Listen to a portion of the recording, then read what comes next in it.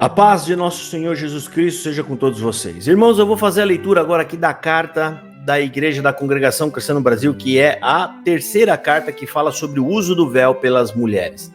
Essa carta é uma circular, né? É uma circular que é o termo mais correto administrativo, que é uma circular, é um documento que roda dentro, tá?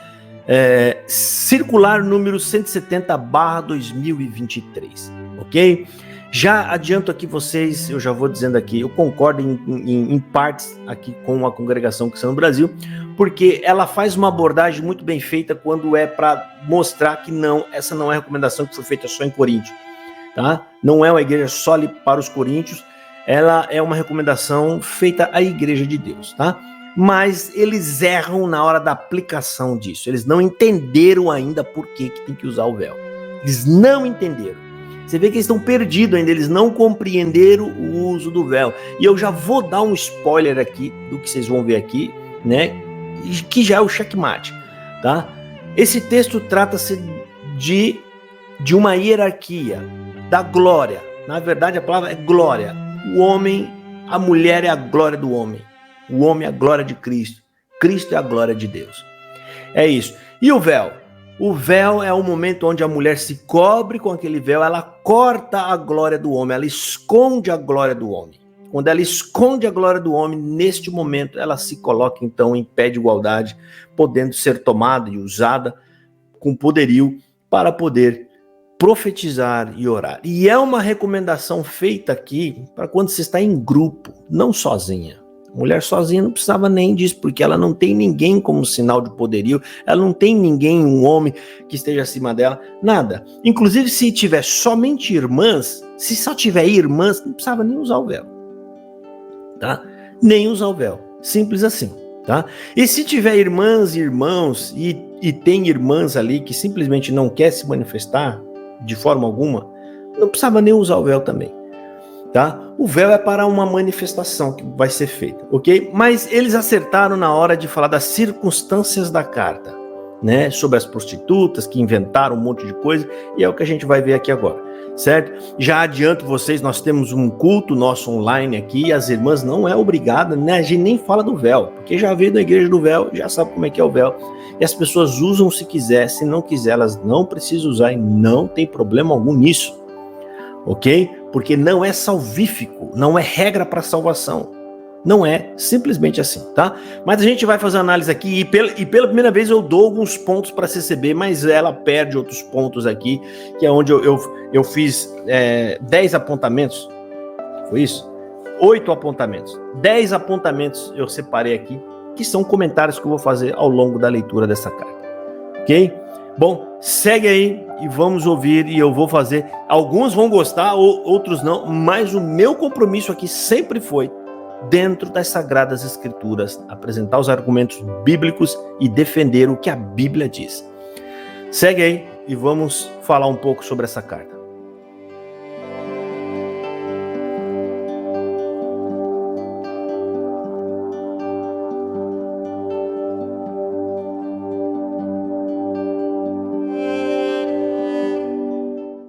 Então, vamos ler a carta aqui? Uso do véu pelas mulheres. Cara irmandade e a paz de Deus. A congregação cristã entende que, obviamente, o uso do véu pelas irmãs não se trata de um pré-requisito para a salvação. Aqui é o meu primeiro ponto para fazer os meus comentários. É que isso aqui, vocês sabem que é circular da CCB, eles tentam maquiar a realidade na congregação cristã no Brasil. E a realidade na congregação cristã no Brasil é que a CCB sempre se gabou pelas mulheres usarem o véu, né? E mais algumas outras coisas, dizendo que só a CCB obtém a sã doutrina. E por isso é a graça. Então a graça na congregação cristã no Brasil consiste em um conjunto de regras que eles adotavam e diziam a partir disso, porque nós cumprimos com todos os mandamentos, nós somos a graça de Deus. E esse argumento de que a graça de Deus já caiu, já faliu, somente os mais alienados continuam nessa conversa. Então, isso aqui não é verdade, é só uma enrolação para dizer que eles sabem que é apenas como é que pode dizer? Um mandamento, mas não é salvífico. Então, mas sempre julgou as outras igrejas por não usarem o véu. Segue aqui. Nem em verdade o poderia ser, considerando sermos salvos pela graça mediante a fé em Jesus Cristo. Entretanto, importa lembrar que se trata de um mandamento explícito e claro do Senhor ministrado pelo apóstolo Paulo, e ainda que secundário, não pode ser desprezado. Não é uma doutrina destinada exclusivamente às irmãs de Corinto, que não se aplica às igrejas em outras localidades. Primeiro ponto aqui de acerto da Congregação Cristã no Brasil, tá? É que, sim, era uma orientação de Paulo, né? E não só a igreja de Corinto, como alguns falam, mas era só a igreja de Corinto. Aqui mais para frente ele vai até abordar, eles vão fazer o comentário que existia outras igrejas naquela situação, em uma dessas cidades que tinha uma promiscuidade muito grande, que inclusive a igreja que estava em Éfeso, onde tinha lá a grande deusa Diana, que ela é mencionada nas escrituras. Lá, se não me falha a memória, Atos dos Apóstolos, capítulo 17, tá? Inclusive houve um alvoroço muito grande naquele lugar, tá? Então, não é uma recomendação que está sendo dada apenas à igreja de Coríntios, tá? Vale lembrar que se você quiser quiser adotar essa regra, então você tem que parar de tomar a ceia também, porque a ceia só está sendo recomendada também na primeira carta do apóstolo Paulo aos Coríntios e também neste mesmo capítulo. A gente não pode desmembrar os dois assuntos, que isso a gente vai falar um pouco mais para frente, que se trata de algo sacro. Ali Paulo está falando da ceia do Senhor, e antes da ceia ele entra nessa questão de submissão, que é algo que a gente também vai abordar aqui, certo? Então, não é algo para a igreja de Coríntios, como alguns falam, tá? E alegam, eles dizem coisas mais absurdas, como, era por causa das prostitutas, era por causa, né? Coisa como se só tivesse isso lá, naquela região. Outra coisa também importante lembrar, é que quando eles falam que era por causa das prostitutas, que chega a ser uma ofensa para as igrejas que usam o véu, né? O que dá a entender o que? Peraí, então será que eles estavam fazendo o culto no meio do prostíbulo e aí tinha que cobrir as mulheres com o véu para haver separação? Bom, não tem nem cabimento uma coisa dessa. O culto era na rua, ou seja, as prostitutas passando para lá e para cá, bota um véu aí para vocês não ser confundidas. Como se fosse algo, né, um joguete que Paulo criou. Vamos criar esse joguete aqui, vamos colocar isso aqui na carta só para dizer para as pessoas como que elas têm que fazer para não ser confundida com as prostitutas. Não tem nem cabimento um argumento desse, né? Segue aqui, vamos ver. Admitir isso implicaria em afirmar que os ensinos doutrinários das cartas paulinas são restritivas a uma região geográfica e orientadas a uma igreja local, caracterizando-se como um conselho meramente circunstancial. Ou seja, será que isso foi só para aquela circunstância, só para aquele povo, só para aquela localidade? Óbvio que não, né? Ora, a instrução da Bíblia Sagrada não resulta na compreensão humana em particular, sendo uma fonte inesgotável de conhecimento espiritual e tendo a proposta pedagógica de ensinar os homens no caminho do reino de Deus. Está falando que a Bíblia aqui é para nos ensinar, para nos educar no caminho de Deus. Por essa razão, as recomendações nelas contidas não podem ser tratadas como manifestações de ordem pessoal ou vistas sob um prisma histórico-filosófico. Ratifiquem essa compreensão lendo a segunda epístola do apóstolo Paulo a Timóteo. Toda a escritura divinamente inspirada é proveitosa para ensinar, para redarguir, para corrigir, para instruir em justiça. Aqui vale também um comentário, né? Paulo, ele está só explicando, toda escritura divinamente inspirada, ela é proveitosa para corrigir, ensinar, redarguir e instruir em justiça, certo? Vamos lá. Novamente investiguem a epístola do apóstolo Pedro, sabendo primeiramente isso, que nenhuma profecia da escritura é de particular interpretação, que é o que mais acontece na Congregação Cristã no Brasil, né, irmãos anciãos? Né? Aí vocês inventam umas coisas de vocês mesmos e a gente aqui que está constantemente falando, irmão, isso não é interpretação individual. Você pega um CCBano aí, quando ele vai pregar a palavra, ele abre lá, vamos pôr, Davi derrota o Golias. cada leitura que fizer vai ser uma coisa diferente da outra. Eles têm uma interpretação totalmente individual. A Congregação Cristã no Brasil é a igreja que mais interpreta Bíblia de forma individual e cada um do seu jeito. Inclusive eles se gabam de falar, irmão, a palavra de Deus ela é tão linda que toda vez que lê ali é uma coisa nova que Deus está dando. Mas como assim uma coisa nova se as escrituras ela tem uma mensagem para passar? Ou seja, ela tem ali naquele texto está querendo dizer algo, eu não posso inventar. Então isso aqui, vocês sabem que essas narrativas dessas cartas aqui, muita coisa aqui não representa a CCB. É apenas uma coisa bonita para tentar dar a impressão de que é uma igreja bíblica e que ela segue as escrituras, tá? Então esse negócio aqui, ó, essa orientação que ele puxou esse verso bíblico de Pedro para poder dizer que na CCB não é nada de interpretação pessoal. Aqui é na Bíblia. Isso aí é conversa para. Isso aqui, vocês só enganam quem não é da Congregação Cristã no Brasil com isso aqui, tá? Quem já veio da CCB sabe que não é nada disso. Porque a profecia nunca foi produzida por vontade de homem algum, mas os homens santos de Deus falaram inspirados pelo Espírito Santo. Aí ele fala aqui, segundo Pedro 1, 20 e 21. A Bíblia Sagrada jamais poderá ser enxergada como um livro de relatos históricos ou um simples conjunto de livros e epístolas redigidos parcialmente sem inspiração divina. Aí fica complicado, né, CCB? Vocês acabaram de mandar na primeira carta lá que ali naquela primeira carta, quando vocês falam do contendo, 4 páginas para chegar no contendo ali e vocês dizer que é o tal do gerúndio. Essa foi boa. O gerúndio, né? Foi o gerúndio. Culpa do gerúndio. E vocês falaram tanta coisa ali que fica difícil a gente dizer aqui, porque vocês foram e voltar. Falaram que a inspiração ou palavra de Deus é só o original. Os outros, contém a palavra, porque não é a inspirada. Só o escrito original foi inspirado. Isso está lá na carta. Só o escrito original é que foi inspirado. Peraí, como é que pode ser esse negócio? Ou seja, na CCB eles atribuem a inspiração ou a palavra de Deus, a matéria do pergaminho. O pergaminho é que está a inspiração, não é na mensagem que foi colocada em cima do pergaminho. Não é a mensagem que pode ser transmitida, repassada. Isso é um erro tão grande que é como se você dissesse que só aquele original pode converter as pessoas. A prova de que o poder, a inspiração de Deus está na mensagem, não na matéria, é que até o dia de hoje essa mensagem está sendo replicada e ela está operando milagres de transformação na vida das pessoas, tá? Então isso aqui é outra coisa aqui para a gente tenta, né? Eu tô tentando aqui nessa análise aqui dar uma ajuda aí para saber, mas é difícil, viu? Quando você vê essas como é que fala? Esses malabarismos que eles fazem aqui. Vamos lá.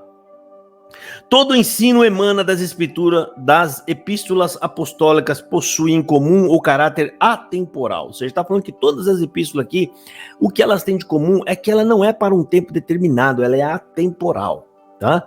Ou seja, não for escrita apenas para uma época, e o caráter universal, que possui aplicação em qualquer região geográfica do planeta, porque se destina à Igreja Universal e não a um grupo em particular. Se não fosse assim, todas elas poderiam ser prontamente descartadas, considerando-se que já se passaram quase 2000 anos de sua redação. Ademais disso, não somos nós mencionando, aliás, não somos nós mencionados como destinatários e nenhuma delas, daquelas santas cartas inspiradas pelo Espírito de Deus. Ou seja, o que ele está falando? Olha, se fosse assim, só para aquela, então essas cartas todas podem desprezá-la, até porque nenhuma delas foi direcionada para nós, né? Ou seja, o que ele está falando? Se for levar em consideração essa ideia de que essa carta só foi mandada para Coríntios, só para eles, então vamos fazer o correto com todas as outras, tá? A carta aos Tessalonicenses foi só para a igreja que estava em Tessalônica e assim por diante, tá? Aos Filipenses, a igreja que estava lá em Filipos, e acabou. Pronto. Então a gente joga tudo fora porque não tem nenhuma carta dizendo aos brasileiros, né? E aí segue, incontestavelmente, a epístola do apóstolo Paulo aos Coríntios não poderia ser exceção a essas regras. Adicionalmente, no prefácio da primeira epístola do apóstolo, da primeira epístola aos Coríntios, comprova-se eficazmente a abrangência da doutrina do véu. Aqui é um erro que vocês cometeram, mas vamos ver. Logo no início dos versículos 2, o Espírito Santo evidencia toda a universalidade do destinatário da epístola de forma inequívoca. Aí ele fala o seguinte, olha aqui ele errou feio, né? A igreja de Deus que está em Corinto, aos santificados em Cristo Jesus, chamados santos em todos os que em todos os lugares invocam o nome do Senhor Jesus Cristo, Senhor deles e nosso. E aí ele para aqui, mas você tem que seguir, amigo. No versículo abaixo, ele saúda a igreja. Então, quando ele está falando a todas as igrejas, ele está falando sobre a saudação que ele está entregando. Ele não está dizendo aqui, olha, né, a igreja de Deus que está em Coríntios, aos santificados em Cristo Jesus, chamados santos, com todos os santos em todos os lugares, com Jesus Cristo, que essa carta seja orientada com todos vocês. Não, a gente pega, porque todas essas cartas teve um endereço, mas a gente sabe que a mensagem contida ali é uma mensagem para nós, todos, assim como as cartas individuais, mandada para Tito, Timóteo, né? A carta ao Filemon, essas cartas são individuais, mas o que a gente faz? Mas o que a gente faz? A gente pega os ensinamentos dela. Então, nessa carta aqui, o apóstolo não está dizendo, olha, essa carta é para vocês e para todos de todos os lugares. Ele não está falando isso. A gente tem que ser honesto com o texto, tá? Eu vou ler aqui com vocês, olha aqui, ó. O verso que segue abaixo, que é o terceiro, eles encerraram, que é a conclusão do segundo verso, ou seja, não pode ser separado, tá? Então vamos lá. A igreja de Deus que está em Corinto, aos santificados em Cristo Jesus, chamados santos, em todos os que em todo lugar invocam o nome do Senhor Jesus Cristo, Senhor deles e nosso. Olha aqui o cumprimento. Graça a vós e paz da parte de Deus, nosso Pai, e da do Senhor Jesus Cristo. O que Paulo está fazendo? Ele está direcionando a saudação a esses irmãos e essa saudação a todos que fazem parte da igreja de Deus em todos os lugares. A saudação, ele está abrindo para todos que estão em todos os lugares. Eu não posso pegar isso, manipular isso e dizer, não, essa carta que ele está dizendo aqui, ele está falando, olha, o que eu vou mandar para vocês fazer agora é para vocês e para os santos de todas as localidades. Isso está fora, né, da análise que a gente tem que fazer correta da passagem bíblica, tá? A gente entende que essa é uma orientação que está sendo dada à igreja de Corinto. Provavelmente, a gente entende que as outras igrejas, isso era algo tão correto, já tão definido, que não precisava orientar. As outras já faziam isso, tá? Assim como a Santa Ceia, assim como outras coisas mais. Então, a gente não pode também pegar e nisso aí tentar dar uma ajeitada falando que o apóstolo Paulo está dizendo isso para todos fazerem, ou seja, como se a carta tivesse ido para todos os lugares. O que a gente observa é que é uma orientação que o Paulo está dando à igreja, não importa se eles estão... Ou seja, a carta não está falando isso porque eles estão em Corinto. Não, está falando que é para eles seguirem, né, uma orientação que ele recebe de Deus. Eu acho que vocês entenderam, né? Bom, vamos lá. Então tem essa, sabe, às vezes as pessoas, elas tentam dar uma forçada para poder dizer que estão absolutamente corretos e certo, mas não pode ser feito assim, rapaz. Aí que vocês acham, é aí onde vocês abrem espaço para levar a invertida, para levar a crítica, tá? Vocês não precisavam mencionar isso aqui. Vai só no texto básico, normal, tranquilinho, vai nele, faz os devidos apontamentos e encerra, não inventa coisa que não tem, porque é nessa parte que vocês apanham, certo? Vamos lá, segue aqui. Ou seja, é certo que esse não seja um ensinamento restrito unicamente aos irmãos de Corinto, e sim uma vontade expressa de Deus para se observar em todas as igrejas do Senhor Jesus. Eu já acabei de explicar isso aqui, né? Nessa mesma carta está escrito, portanto, A mulher deve ter sobre a cabeça sinal de poderio por causa dos anjos. Esse versículo aqui, que é o versículo 10, 1 Coríntios 11, 10, é a base de tudo.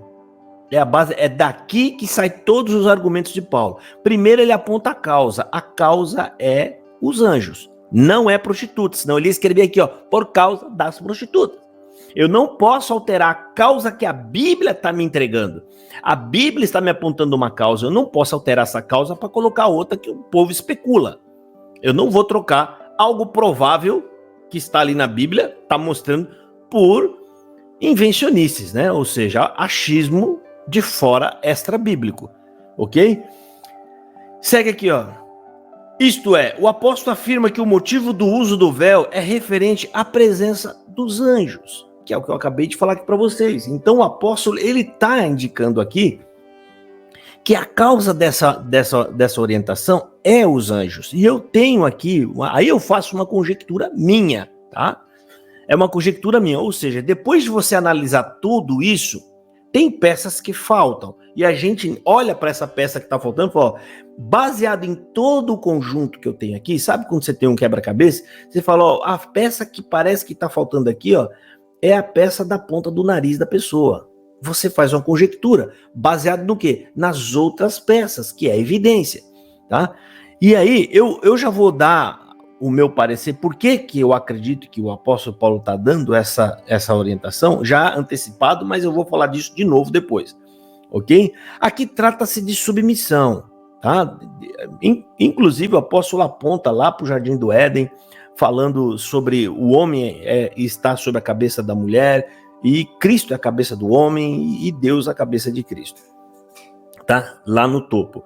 Então, o que a gente observa? O Deus deu o cabelo para a mulher como um sinal de glória do homem, ou seja, é um sinal de submissão. Esse sinal é glória para o homem, tá? É um sinal de submissão. Deus colocou ali a mulher para ajudar o homem e ficou esse sinal sobre ela, ok? Então, o véu, ao meu ver, pelo que parece, é um momento onde a mulher... o véu, o cabelo não substitui o véu. Não tem nada a ver uma coisa com a outra, como a gente vai ver aqui mais para frente aqui, tentando dizer que o véu está no lugar... aliás, o cabelo está no lugar do véu, porque se fosse assim, não precisava usar o véu. Ué. O cabelo é sinal de submissão à mulher, ok? Então, nesse momento, a mulher está abaixo do homem, está como se fosse submissa ao homem. A gente está falando dentro do contexto bíblico, tá, gente? Isso não tem nada a ver com a mulher... ou seja, como algo cognitivo, nada. A mulher e o homem são iguais cognitivamente, inteligentes, têm o mesmo potencial, tudo, é a mesma coisa. A questão está lá em Gênesis, o que aconteceu lá entre Eva, Adão e a serpente. É por conta daquilo, tá? Que lá está, aliás, e por conta da mulher ter sido feita depois do homem, ok? Então, o contexto de submissão está ali, por isso que o apóstolo Paulo ele vai tratar esse assunto falando sobre isso, ok? Então, na minha conjectura, quando a mulher se cobre com o véu, ela corta a submissão do homem.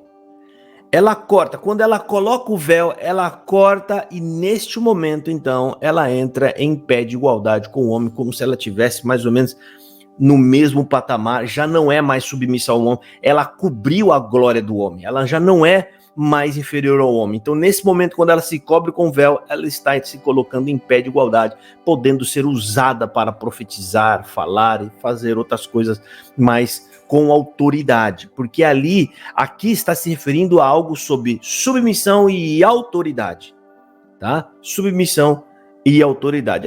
É como se a mulher profetizando e os anjos vendo que ela já não é mais submissa ao homem, que a glória do homem está encoberta, como se ele tivesse a ponto ali então de talvez até de fazer ou atender ali aquilo que está sendo feito, tá? Então, essa é a minha conjectura antecipada, mas calma aí que isso vai ser corroborado com mais coisas que vai ser falado aqui, obviamente. Depois eu vou falar sobre a cabeça raspada também, que a CCB também não soube explicar. Não tem nada a ver com raspar também por causa de prostituta, como muitos de fórum alega. Ou seja, eu vou trazer passagem bíblica, Bíblia para responder isso. Própria Bíblia, certo? Então vamos lá. Aqui ele vai falar então seres celestiais santos, os quais trabalham em favor da igreja e não em razão dos cultos pagãos. Está falando da submissão, aliás, do poderio dos anjos, né? Nem jamais das práticas pecaminosas de mulheres contaminadas que atuavam nos templos profanos da cidade de Corinto. Até mesmo porque existia à época, numa outra cidade denominada Éfeso, tá aqui, foi muito bem colocado, um templo mais infame e famoso do que aquele existente em Corinto, consagrado à deusa pagã Diana, tida a vida como grandiosidade arquitetônica da época, classificada como uma das 7 maravilhas do mundo antigo. Diana dos Efésios era também denominada Artemis, segundo a mitologia grega. Encontramos relatos bíblicos que comprovam a prática idolátrica a Diana dos Efésios em Atos dos Apóstolos. Com base na premissa de que a doutrina do véu apresentada na carta do apóstolo Paulo foi escrita em virtude das libertinagens dos cultos idolátricos prestados à deusa Afrodite em Corinto, levanta-se uma pergunta óbvia. Aqui foi um checkmate que a CCB deu aí em quem fala que é outra causa que não seja anjo. Olha, eles vão fazer uma pergunta aqui, ó. Aqui cabe então uma pergunta óbvia. Por que então o apóstolo Paulo não escreveu estas mesmas recomendações para as irmãs que residem em Éfeso? E aí? Também era uma igreja que estava numa região pagã, que tinha os mesmos costumes, às vezes pior do que as igrejas de Corinto. Tá? Porque ali que tinha um grande templo, que inclusive foi mencionado em Atos dos Apóstolos. Olha, segue.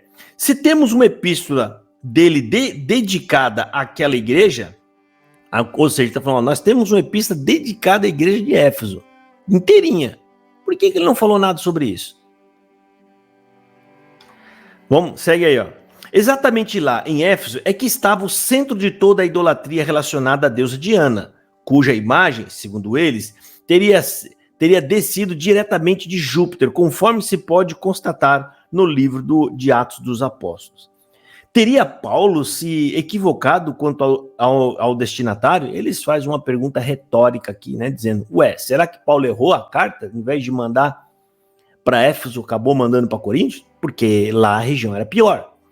Aí ele fala, então, o escrivão da cidade, tendo apaziguado a multidão, disse, varões efésios, qual é o homem que não sabe que a cidade dos Éfesos é a guardadora do templo da grande deusa Diana e da imagem que desceu de Júpiter? Tá vendo? Então eles trouxeram aqui uma passagem bíblica que lá está falando realmente do templo da deusa Diana, mas não é em Corinto. Tá? Segue. Teria faltado o cuidado do apóstolo Paulo para ensinar as irmãs de Éfeso, local mais nevrálgico de cultos pagãos, ou seja, o lugar pior, e eles não avisaram nada? Ele não avisou nada, ó. Teria se esquecido disso quando escreveu a epístola aos Efésios, somente se atentando para esse problema quando escreveu a carta aos Coríntios? Isso aqui, rapaz, deu um cheque mesmo, viu? Como é que fica o negócio? Por que mandou para um e não mandou para outro? Ou seja, os argumentos de quem vai contra o uso do véu fica difícil, principalmente quando eles começam a trazer argumentos tudo extra bíblico. Não consegue apontar. Aqui, gente, a gente tem que dar o braço a torcer. Está sendo apresentado argumentações bíblicas. Tá? A fama de Diana dos Éfesos era tão grande que atraía peregrinos de diversas localidades e os cultos ali eram carregados de farta prostituição cerimonial. Ou seja, no próprio culto havia muita prostituição cerimonial. E segundo alguns teólogos que falam que não, porque era por causa da prostituição, então eu vou acreditar que o culto da igreja estava sendo feito junto com esses cultos pagãos. Porque se você tá todo mundo junto, aí fala, cobre com véu a nossa... Como que a gente vai fazer, Paulo, para não ser confundido? Ele pensou, quer saber? Inventei uma coisa aqui, nova. Cobre com véu. Aí você se esconde, aí o povo vai ver que você tá com véu, que você é uma santinha, e aí eles não vão mexer com vocês. Não tem nem cabimento. Não. A igreja era o seu culto, era culto restrito, era dentro das casas, era ali nos lugares, né? Bem ali quietinho no canto deles, e a recomendação é para a igreja ali no seu momento de culto. Por isso que está na mesma passagem, no mesmo capítulo, as orientações para a ceia. Você vê que é um povo totalmente perdido, não sabia nem o que era ceia, nem a mulher sabia por que tinha que usar o véu. Vamos lá. Os seus adoradores viajavam de Éfeso com o intuito de tomar parte nas conhecidas orgias das festividades dedicadas àquela, que era tida como a deusa da volúpia. Ademais disso, some-se ainda o fato de Éfeso ter se tornado uma pervertida escola de ensinos e prática de artes mágicas e ocultismo, doutrinando aquela gente a crer em mágicas, feitiços, amuletos, coisas semelhantes e perversas aos olhos do nosso Deus. Como se pode verificar, não é razoável o argumento do doutrinamento do véu ter sido em virtude dos rituais prostitutos dos cultos a Deus Afrodite, adorada em Corinto. Aliás, interpretação estranha como essa afrontaria o contexto desse capítulo, que trata inclusive do sacramento da ceia do Senhor. Outro ponto aqui que tem que ser apresentado. Eles estão tratando de algo santo. Santo, não estava falando de prostituição. Por isso que no mesmo assunto, no mesmo capítulo da epístola, ou seja, logo na sequência, o assunto é a ceia. Seria o assunto atinente ao sacramento da Santa Ceia contido neste mesmo capítulo, também costume circunscrito unicamente à igreja de Corinto? Aí pegou no pé, né? Como é que fica? Se a orientação do véu é só para Corinto e a Santa Ceia, como fica? Porque não tem uma outra carta que fala da Santa Ceia. Não tem nenhuma outra carta que está boiando. Da mesma forma que só se fala do véu em 1 Coríntios, capítulo 11, também só se fala de ceia no capítulo 1 de Coríntios, capítulo 11. A mesma coisa. Então, se vocês quiserem remover um, tem que remover os dois. Você tem que ser justo. Tira o véu da sua igreja, tira a ceia também. Tem que ficar sem ceia. Tá? Aí chega aqui, ó. Vamos lá. Constatamos assim que a verdadeira razão do uso do véu está revestida de um significado especial dentro da relação da mulher com Deus. O seu significado escritural prende-se a hierarquias espirituais, conforme relatado ao apóstolo Paulo, sendo sinal de autoridade por causa dos anjos, tá? Que é aqui aonde eu acabei de comentar agora um pouco atrás, que isso trata-se de uma hierarquia. O assunto aqui é hierarquia, e Paulo está falando sobre isso, certo? E a explicação que eu estou dando aqui, praticamente, eu acho que é a mais adequada a essa interpretação com base bíblica. O véu está encobrindo a glória do homem, que é o cabelo da mulher, é a glória do homem. O véu encobre a glória do homem, cobrindo-se assim, então, o sinal de poderio e colocando eles ali, talvez, na mesma estatura, ou seja, diante das mesmas condições, diante de Deus, quando vai orar e quando vai profetizar. Né? É o mais adequado, tá? Segue aqui, então. A Escritura Sagrada nos ensina que Deus é a cabeça de Cristo, Cristo é a cabeça do homem e o homem a cabeça da mulher, como se lê, tá? Exatamente. E aí ele entra nesse assunto que ele vai falar sobre essa hierarquia. E eles colocaram aqui até a passagem bíblica. Ó. Mas quero que saibais que Cristo é a cabeça de todo varão, e o varão a cabeça da mulher, e Deus a cabeça de Cristo. Então ele segue uma linha aqui, né? Segue aqui, ó. Sendo o varão a expressa imagem e glória de Deus, ele não deve cobrir a sua cabeça, visto que, com essa atitude, ele estaria figuradamente ocultando, negando a sua cabeça espiritual, que é Cristo. A cabeça descoberta do homem nos momentos de oração e comunhão com Deus denotam a autoridade divina outorgada a ele pelo Altíssimo, refletindo ele em si mesmo a glória de Cristo. A proibição de se cobrir a cabeça do varão pode ser compreendida como se lê abaixo. O varão, pois, não deve cobrir a cabeça, porque é a imagem e glória de Deus, mas a mulher é a glória do varão. Entendeu? Aqui mostra exatamente, né, a mulher, a glória do varão. Ou seja, algo que Deus fez para o homem.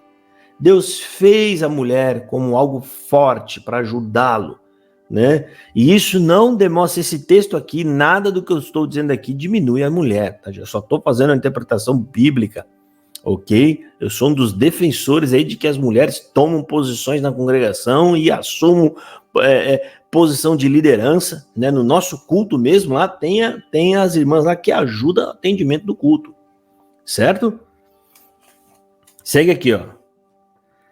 A mulher, por outro lado, não é a glória do varão, pois ela foi criada para o homem, que é exatamente o que o apóstolo Paulo fala explicando. A mulher foi criada para o homem, por isso é a glória do homem, ou seja, significa a causa é o homem, né? A causa da mulher, tá?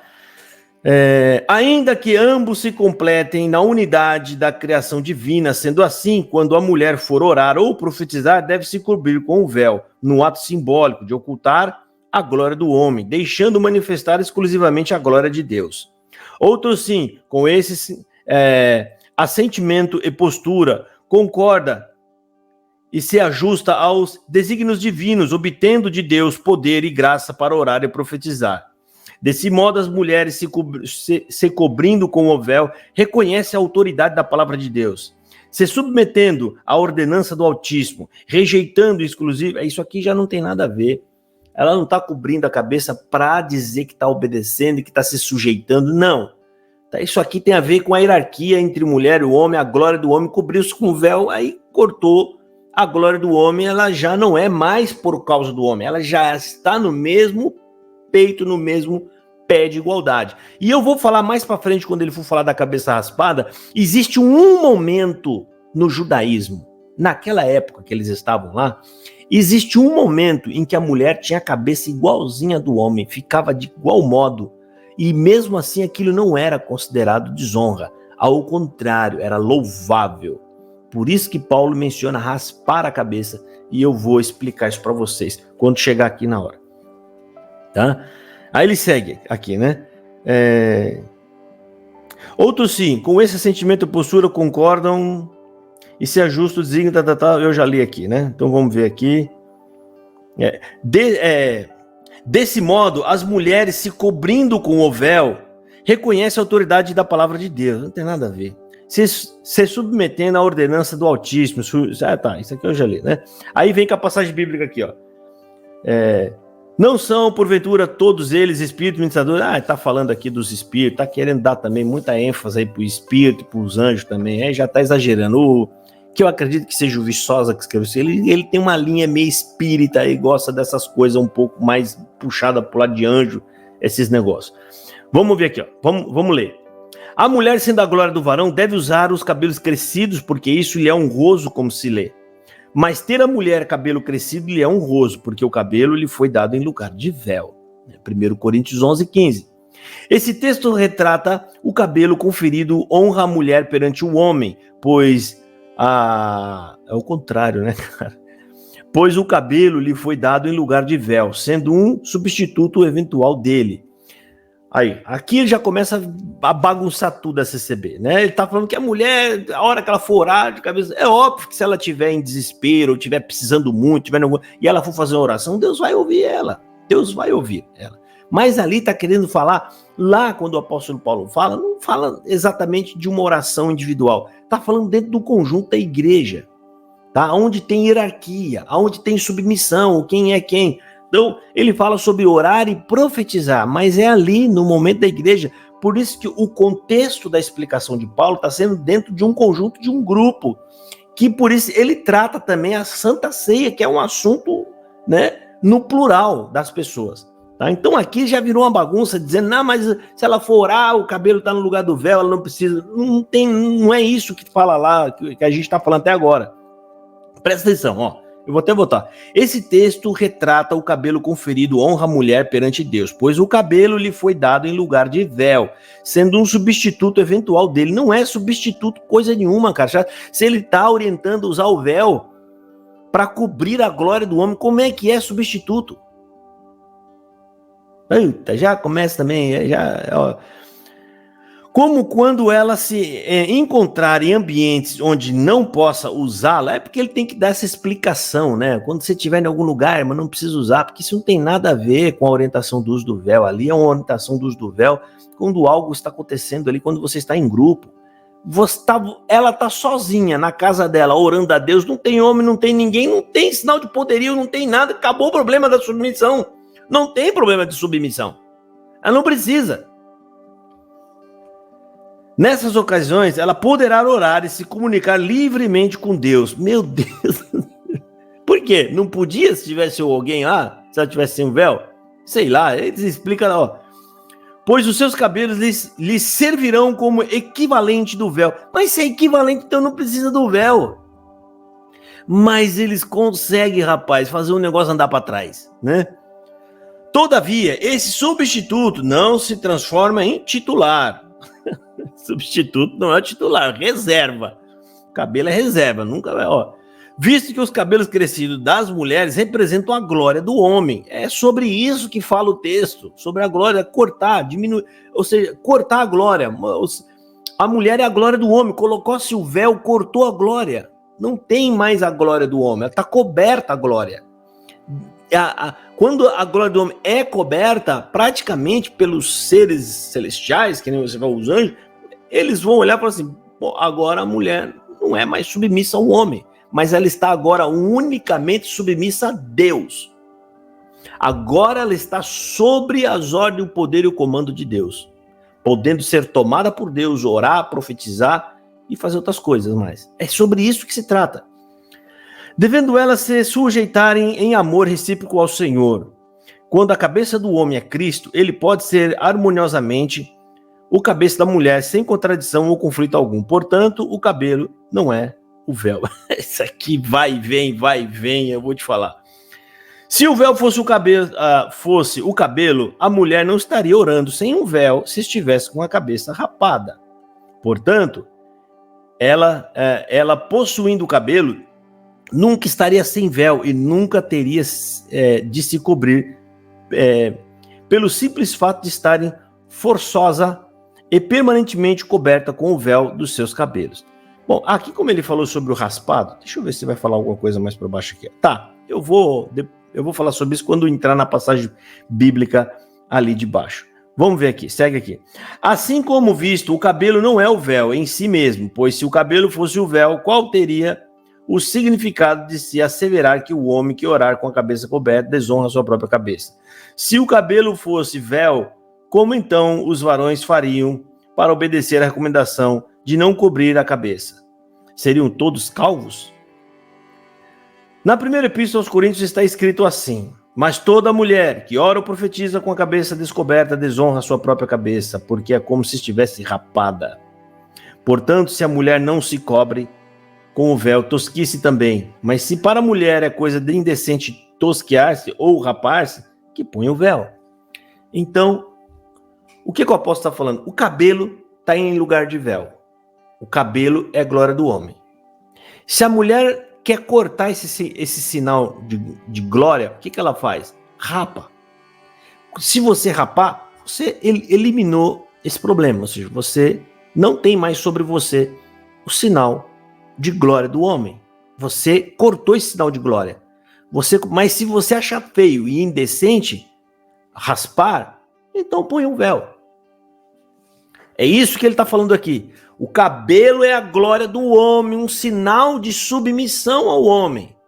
Se o véu que eu estou orientando para vocês é para cortar essa submissão, para cortar esse sinal de submissão, e você não está querendo usar, então faz o seguinte: rapa a cabeça. Você não precisa usar o véu, porque você não vai ter cabelo. Então você não tem o que cobrir. Você não vai precisar cobrir o sinal de sujeição ou o sinal de glória do homem. Você não vai precisar cobrir. É só cobrir com o véu. Mas se para você é muito escandaloso ficar sem cabelo, tá? Se você acha muito feio, então coloque o véu. E nisso também aponta, né? A gente pode até dizer que tem um momento na lei em que a mulher poderia estar de cabeça raspada também. Ela ia estar mais ou menos com a cabeça igual à do homem, podendo até ser confundida com o homem, né? E que mesmo assim não é desonroso. Quando?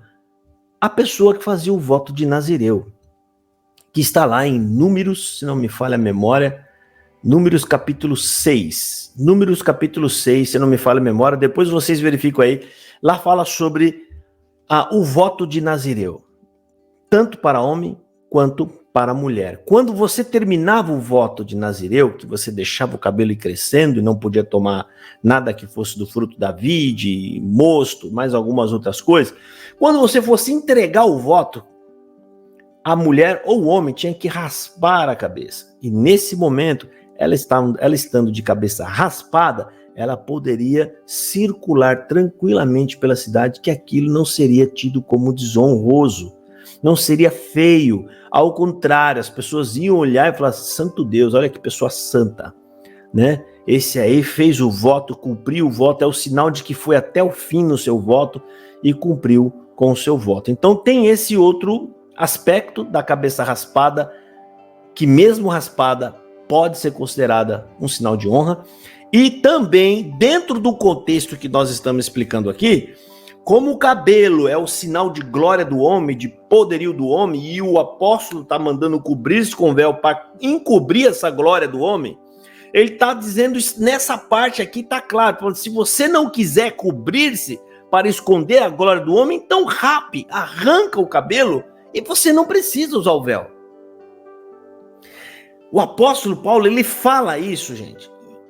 Aí tem um mistério aí, em relação a algo espiritual, a anjos. A gente não sabe como que o anjo vê isso, mas a gente sabe que eles obedecem a Deus e eles andam de acordo com a vontade de Deus. Para nós, a gente não enxerga muita coisa, mas eles podem enxergar essa hierarquia como algo muito sério. Os anjos podem olhar para isso e falar assim, não, a mulher é a glória do homem, eu vou obedecer a linha, eu vou obedecer a ordem. E cobrindo-se com o véu, cobrindo-se a glória do homem, provavelmente talvez o anjo olha para os dois de igual modo, dando à mulher nesse momento então, poderio para poder profetizar, orar e outras coisas mais. É óbvio que isso aqui é a minha análise, é a conjectura que eu faço mediante a todo o aspecto aqui levantado, certo? Bom, é isso, e aí não vai mais muito à frente, aí ele vai, né? Aí eles encerra trazendo uma passagem bíblica que está nesse texto mesmo, dizendo assim, mas se alguém quiser ser contencioso, nós não temos tal costume, nem as igrejas de Deus. Tem algumas pessoas que falam, tá vendo? Lá eles não usavam véu porque não tinham costume. Não, o apóstolo está falando da contenda. Se alguém quer ser briguento, nós não temos esse costume de brigar, certo? Então a gente via que o apóstolo Paulo ele escrevia essa carta mediante a uma forte rejeição.